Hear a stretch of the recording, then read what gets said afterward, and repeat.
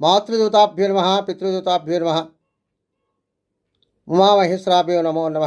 పార్వతీ పరమేశ్వరులు అందరినీ కూడా ఆయు ఆరోగ్య ఐశ్వర్యాలు ఇచ్చి కాపాడాలని కోరుతున్నాం. తిరువూరు శేషమేంద్ర ఆశ్రమం నుండి ప్రతిరోజు కూడా ఒక మంచి మాట చెప్పుకుంటున్నాం. అదేవిధంగా ఈ రోజున ఒక చిన్న కథ రూపంలో చెప్పుకుందాం. అదేంటంటే, ఒక రాజ్యంలో చంద్రకేతు అనే పేరు గల రాజుగారు ఉన్నారు.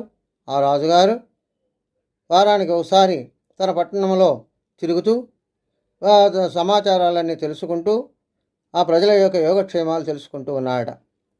అలా తిరిగే సమయాన ఒకానొక రోజున అట్లా బయలుదేరే టైంలో ఒక అతి బీదవాడైనటువంటి రామయ్య అనేటటువంటి ఆయన అక్కడ ఆ భగవంతుని తిడుతూ ఏడుస్తూ గోల చేస్తూ ఉన్నాడట ఒక బదారణ.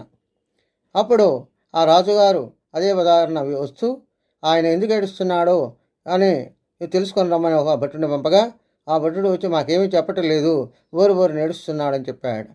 అప్పుడు ఆ రాజుగారు ఏనుగు మీద నుంచి అంబారి దిగి ఆయన దగ్గరికి వచ్చి, అయ్యా నీ సమస్య ఏంటి, దేనికి ఏడుస్తున్నావు అన్నాడట.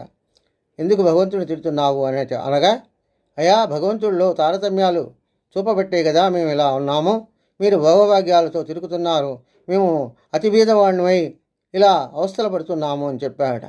ఎందుకు అలా అవస్థలు పడుతున్నావు అంటే, మా దగ్గర ఏమీ డబ్బు లేదు కదా, అందుకోసం అవస్థ పడుతున్నాను అన్నాడు. అయితే మరి నీ దగ్గర 2 చేతులు ఉన్నాయి, 2 కాళ్ళు ఉన్నాయి, నోరు ఉంది, అన్నీ ఉన్నాయి కదా ఏంటి, అవి ఉంటే ఏం ఉపయోగపడుతుంది అన్నాడు.